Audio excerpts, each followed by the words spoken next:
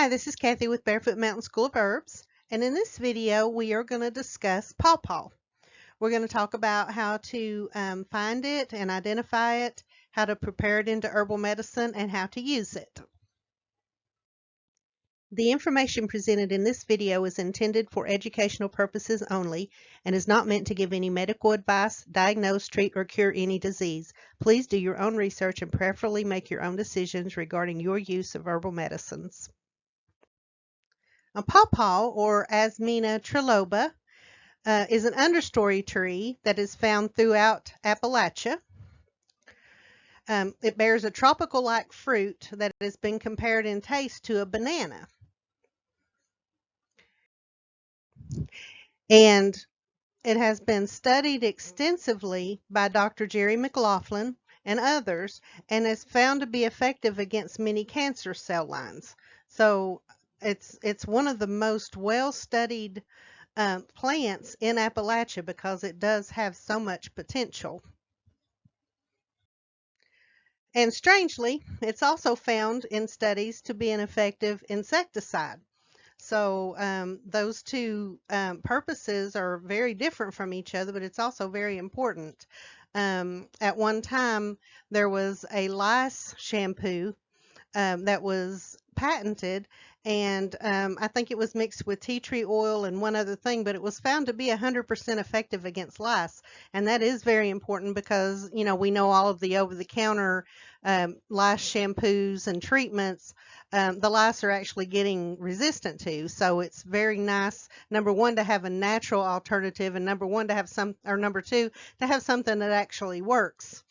They're also studying it as a natural pesticide to put on crops and that sort of thing. So it's another very important use for Paw Paw.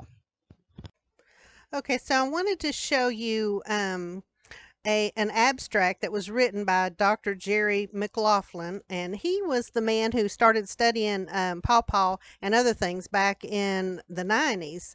And so this was written in August of 2008. So he's kind of summing up what he has learned in all of his studies at Purdue University. And so he is saying, he goes through all the ways that it works and the constituents that were isolated. I don't know how to say this, acetogenins. Anyways, that is apparently what is really effective against tumors. So, but he says that there's powerful cytotoxicity that's toxic to cancer, in vitro anti-tumor, pesticidal, anti-malarial, anti-helminthic, that's the against worms, parasicidal, and that is effective against fish. So I don't know how that can benefit, but antiviral and antimicrobial. So, and he's talking about all the commercial development of the compounds, like the commercial product, highly effective in treating infestations of head lice, fleas, and ticks, pesticidal sprays, and an ointment for treatment of oral herpes and other skin afflictions. So this is him summing up his research. We're going to go over a few studies real quick, but I just wanted to show you, what he says about his research over the years.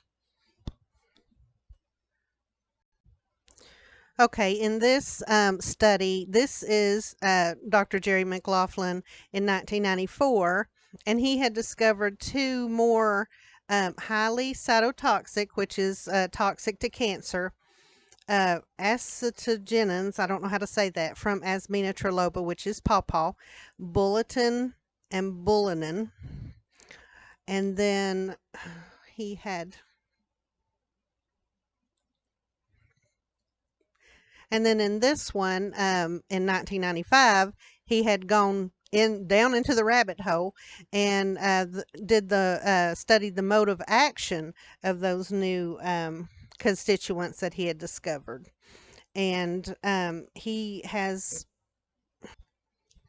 said that it is a potential anti-tumor substance isolated from the plants of this, that is the family that Paw Paw is in. And he just goes on to explain the action against cancer and how it has the ability to kill tumor cells. Um, it says that it's also active against cells that are resistant to adriamycin, which is a chemo drug. And so they're saying that it can be used in drug resistant cells and cell lines, cancer cell lines.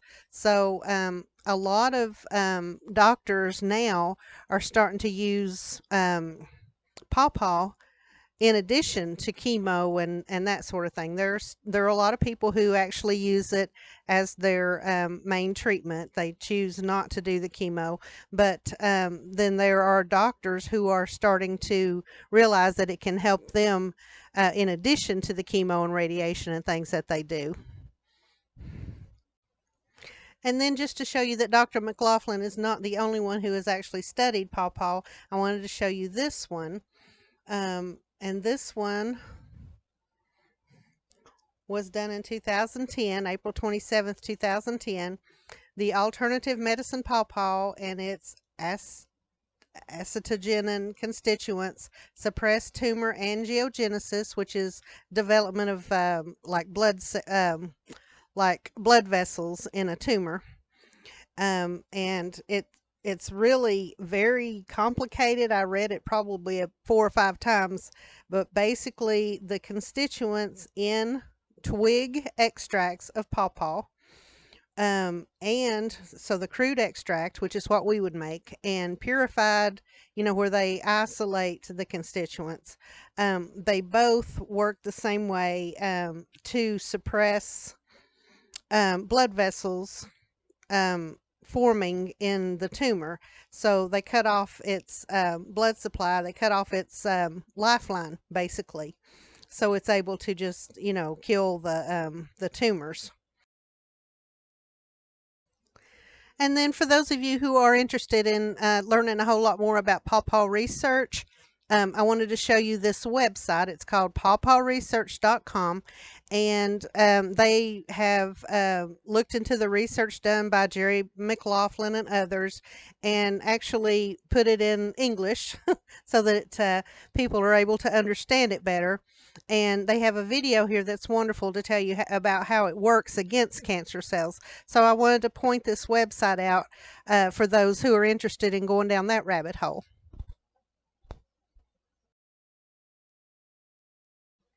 And then the last thing I wanted to show you all is this website. This is Healthy Sunshine, and it is at healthy-sunshine.com, and this is / pawpaw cell reg 180 caps. So, but if you look on healthysunshine.com, that is healthy-sunshine.com, you'll find this. And these are the people who actually have the license, the trademark. I think they worked with Dr. Jerry McLaughlin to develop a standardized Paw Paw extract that you can buy. One bottle of this, and I think it costs right now at this time $66 a month and 60 cents, and that is supposed to be a month's worth of Paw Paw, and this is the standardized extract. So this is what Dr. Jerry McLaughlin recommends that you do if you do want to use this to support, for cancer support. So I understand that this is out of reach for a lot of people, especially in the Appalachian Mountains, especially people who are on a fixed income and people who, do have cancer and aren't able to work. So this is very cheap for cancer treatment, but it's not covered by insurance. And of course, some people just can't afford it. So we're going to go over how to actually make it ourselves. But I do want to point out that you can get this standardized extract, and this is what Dr. Jerry McLaughlin recommends that you do. Okay, so now we're going to talk a little bit about how to find and identify Paw Paw. And as I mentioned earlier, this is an understory plant, so you probably need to be going into the woods to find it. It much prefers shade.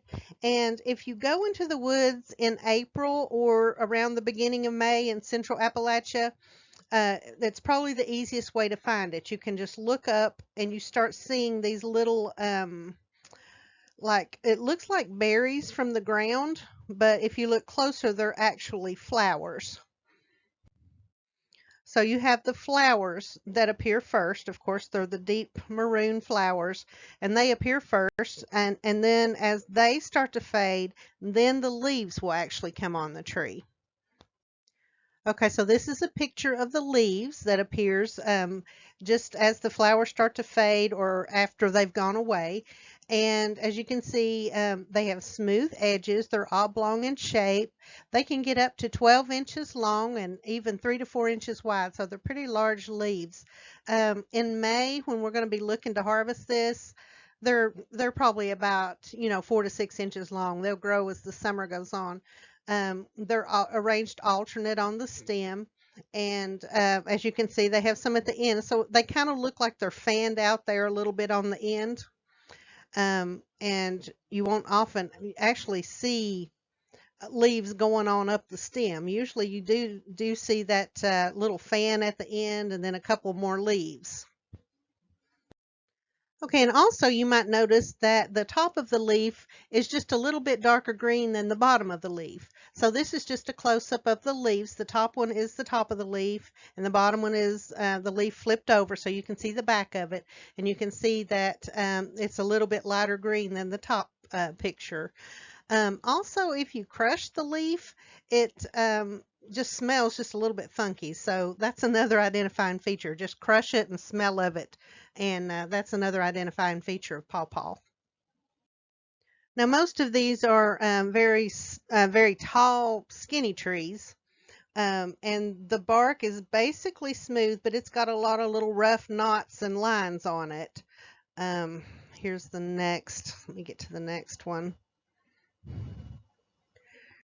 This one is just a little bit bigger around, but you can see how rough some of the knots and the lines are on the bark.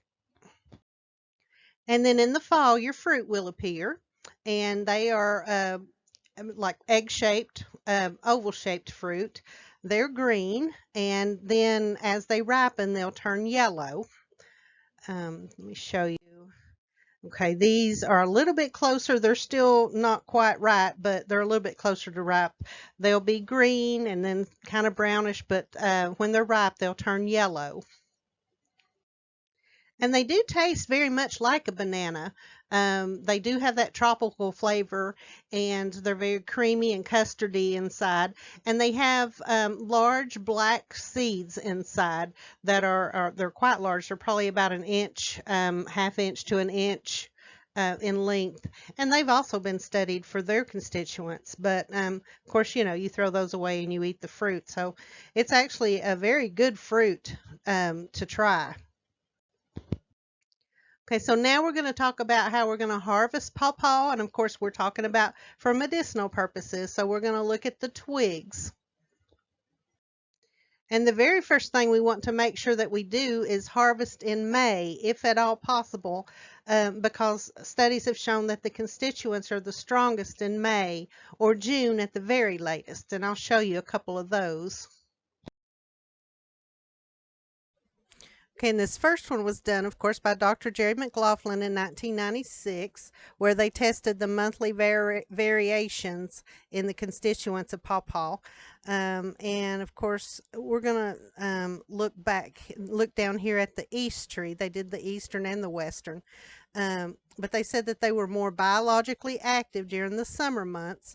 The month of May showed the highest biological activity. The month of July and June had similar activities, but then the winter months had a significant decrease in activity compared to the summer months. So, but the month of May showed that they were the strongest. And then this next one was done in January of 99, and Dr. McLaughlin wasn't involved in this one. And they did monthly samples of Paw Paw twigs. And they found the highest activities with extracts was from the May and June samples. So it just seems very It just seems very smart to do it in May or June to get the strongest constituents from the tree. And then they've actually also studied which trees were the strongest in constituents with the sunshine compared to the shade trees. Now, pawpaw prefers to be an understory tree. It likes being in the shade. But some other trees they have found, have greater biological activity if they're in the sunshine. So they actually did a study on that. And this study was actually done by the Kentucky State University in Frankfort. And they studied the influence of light on pawpaw trees. And the results or conclusions down here is that there was a negative correlation between shade level, and it indicated that shading actually increased the activity in pawpaw stems. So, pawpaws prefer to be in the shade, and they're strongest in the shade. So, we want to be sure that if we can at all possible, we want to be able to find pawpaw in the shade. Okay, so once we have found a pawpaw tree in the shade during the month of May or June at the earliest, then we want to harvest the twigs from the tree because in nearly every study they have said that the twigs have the strongest medicinal constituents. So we're just going to get a bunch of twigs from the pawpaw trees in the shade in May preferably. Okay, so now we're going to talk a little bit about preparing herbal medicine from pawpaw. Okay, so this is my twig harvest today. And as you can see, I've kind of broke them up into little pieces and the bark is already stripping off of the twigs. And I went ahead and stripped all the bark off because I know that several of the studies talked about the twig bark being the strongest in medicinal constituents. So I stripped that off so that it would be exposed to our tincture a little bit better. And then, of course, like usual, we want to get that twig bark and the twigs themselves into tiny little pieces. And then I just put my little pieces in a jar, and I used half Everclear and half spring water. I did do a professional tincture with this. I had 1 ounce, and I did a 1-to-4 ratio. And so I needed 4 ounces of liquid, and I used half spring water and half Everclear. Shook it up a little bit, and it's already very dark just to begin with. Of course, then I labeled my bottle, and this is a pawpaw twig tincture, 1-to-4 ratio at 50%, and I dated it. Now I'm going to let this sit in a cool, dark spot for 6 weeks, and I'll shake it every day. At the end of 6 weeks, I'll press it out very well and strain it through a coffee filter, and then it'll be ready to use. Okay, so now we're going to talk about using Paw Paw for cancer support. And of course, we went over where you can find these standardized capsules that you can buy. But if you do want to try to use what we can make, we're going to go over how that might work. Okay, and this is a website it's called Natural Path Remedies, and it is naturalpathremedies.com. And it is the website of Laureen Benoit, and she has written a book called The Paw Paw Program, A Christopher Columbus Approach to Cancer.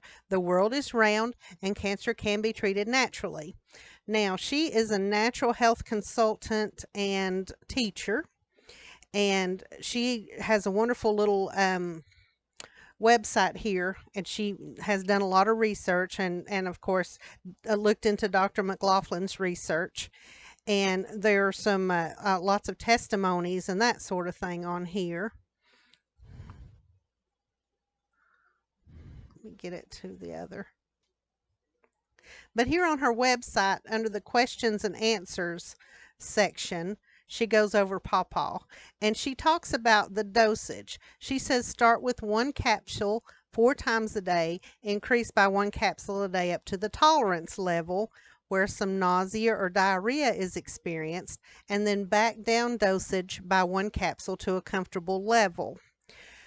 So that seems to suggest, and she even says down here that your body, yeah, Asmina triloba is one of the only self-regulating effective and safe chemotherapeutic. So you basically, your body determines the correct dosage for you.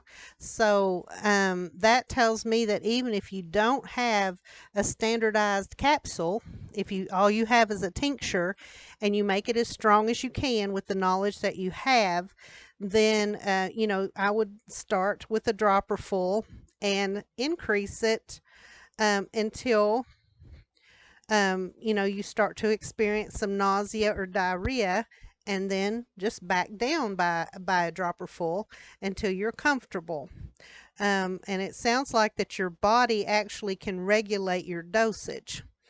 Um, and then, of course, Dr. Jerry McLaughlin and this other guy says that a dosage every 6 hours will ensure a continuous supply of pawpaw to inhibit abnormal cell reproduction. So, and then, but she said some people have, well, some people have required up to 4 a day. Every 6 hours would be 4 a day. But she is saying, not to lose sleep, but just to have it available if you're, if you wake up at the night to just to keep the pawpaw in your bloodstream. So this is what she suggests. If this is something that you're interested in, I would suggest getting her book and looking just really deep into the research and decide what is best for you, and do the best thing you can afford and the best thing you can do. And I also want to talk just a little bit about using pawpaw as a pest repellent. Now these are my leaves that I saved from my twigs today, and I'm going to dry those and powder them. I saw this on a blog. There was a hunter that did a blog, and I wish I could remember where I saw it so I could credit him. But he says he powders up the leaves of pawpaw, and he uses them on himself. Just rubs the powder on himself, and it's a great bug repellent. And he also uses it as a flea powder for his dog. So, I'm going to powder these up and see how they work. Now, they do smell a little bit yucky, so I don't know how this is going to work. I don't know. It might be a good, temporary thing if I know I'm going into the woods. So, but I'll try to let you all know sometime how this works out. And there's many recipes for homemade bug repellents. And you just take some sterile or distilled water or spring water, and then you could add a little bit of tincture to it. You could also add some essential oils like tea tree oil, peppermint, lavender. Those are citronella. Those are really great bug repellents. And just spray it on yourself. And the very last thing that I want to show you all is on pawpawresearch.com. And this is the Paw Paw lice recipe, shampoo recipe that was actually, studied and killed 100% of lice and was actually sold on the market for a while. And they actually are giving the recipe away as long as it's not marketed to make money on it, as long as it's for personal use. So the top here, it says the gritty recipe. You just take, they're using the Nature Sunshine, the capsules, and opening them, but we could just take the pawpaw and grind it up and dry it and mix it into 2 tablespoons of shampoo. And then you add 7 drops of thyme essential oil and 4 drops of tea tree oil. And that's their recipe. Or the non-gritty, they basically are taking a tincture of the dried pawpaw bark or pawpaw twigs, and then they're putting it out into a saucer and letting the alcohol evaporate, and then the particles that are on the bottom, or the residue on the saucer, they're just adding two tablespoons of shampoo into that, and then they add their 7 drops of thyme essential oil and 4 drops of tea tree oil and mix it up, and that's how you make the lice shampoo. So I thought that was very interesting, and I just wanted to show it to you all. I'm sure, we could come up with other ways of using Paw Paw in shampoo. Um, and I don't know, how effective the thyme and the tea tree oil is. It would be interesting to try ourselves, but I don't want to catch lice to do it. So if anybody does, let me know how it works. And that is the end of the video on Paw Paw, and I hope that you all have enjoyed it. If you have any questions, please put them in the comment section. Be sure to like, share, and subscribe to the channel. Thank you for watching, and God bless you.